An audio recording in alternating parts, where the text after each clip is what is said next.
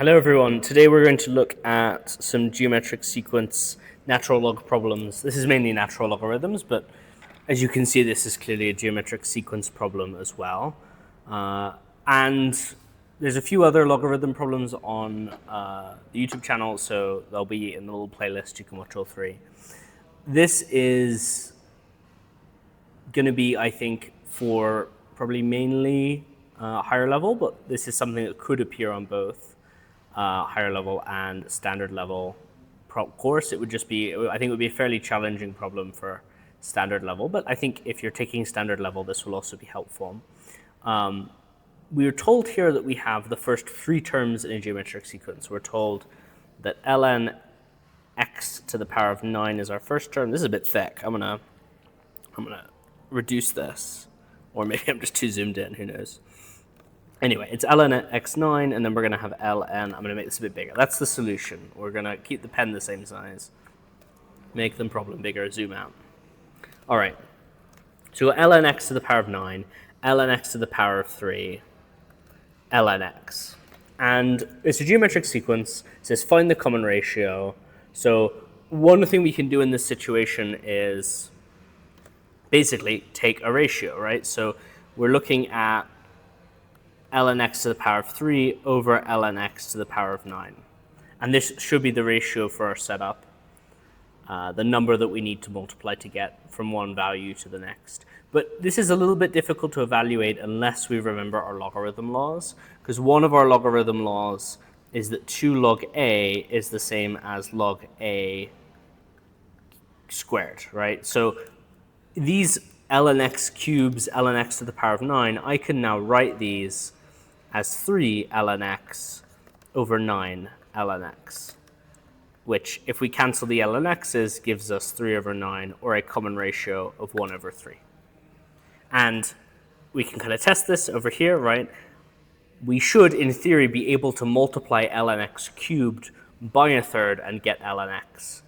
That's generally how our ratios should work, right? We should be able to multiply our common ratio by a term to get the next term. So let's see if we can turn this into ln x. Well, if we use our rule again, 1/3 times 3 ln x, yeah, this is going to be equal to ln x. So this all checks out. Our common ratio is 1/3. Okay, maybe slightly less challenging than we first thought, but you are going to need to be familiar with your power rule for logarithms to be able to solve this. This next part, I think, probably going to throw a few people off just because it's a little bit confusing in terms of notation. I think a lot of people have difficulty with the way this sort of stuff is written. So I'm just going to write this out, and we'll go through what the notation means in full. Right. So this is the little epsilon, k is 1, infinity, 3, 3 minus k, ln x. And we're saying this is equivalent to 27. I'm going to kind of park the 27 bit off to the side. That's going to go over here, and we'll fill in the middle pace. What does this mean? Well, whenever we have this giant E, this epsilon, that indicates that we are adding, we're summing up the terms in a sequence. The little k equals 1 on the base, that's telling us that you're starting from a value where k is 1, and then the next term would be k is 2, the next term would be k is 3, the next term is k is 4, all the way up to infinity, right? So this is a sequence that should, in theory, keep going forever. What's our first term then? K is 1, right? So it's going to be 3 minus 1, or I'll just write it out as 3 squared, right? I'm being a bit lazy. 3 squared, ln x. Our next term, we're adding all of these. So this is going to be k equals 2. Well, 3 minus 2 is 1, right? So it's going to be 3 ln x. Then the next term we're going to have x is 3. So that's 3 to the 0, which is just 1. And then the next term is going to be 1/3 ln x. The next term is 1 over 9 ln x.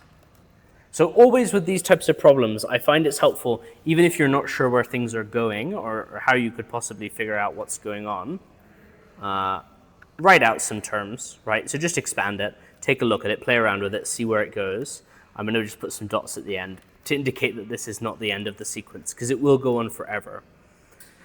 Another kind of hint for this type of problem, whenever you're seeing a sum with a little infinity symbol at the top, I mean, this should scream geometric sequence that converges, so that has an R value that's less than 1 or is between 1 and -1, because these terms need to be able to give us a sum of an infinite set. And the only thing we've learned how to do where you can sum up an infinite number of things and they're going to give you a specific number, a finite number, it's geometric series that's converging. And this is what we're looking at. So our first term here is going to be A. Our first term is 9 ln x. You might notice this is the same sequence as before. Our R again is 1/3. But you can tell this even if you've not done the previous step. Each time we are multiplying by a third to go from 3 squared ln x, 3 ln x, ln x, 1/3 ln x, and so on. This is our setup.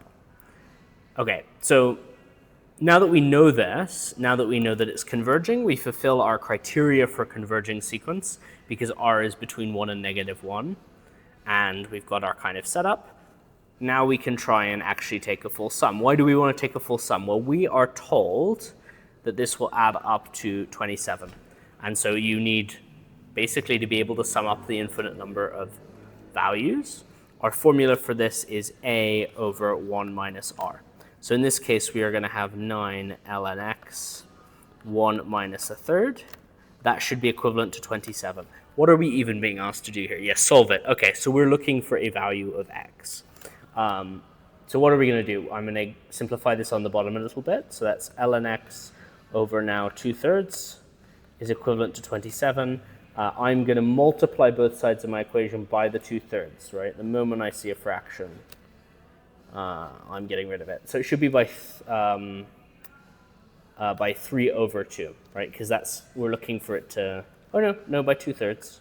Ignore me, I've gone completely delirious. Because these will cancel, that's the idea. And then you'll be left with the 9 ln x. 27 times 2/3.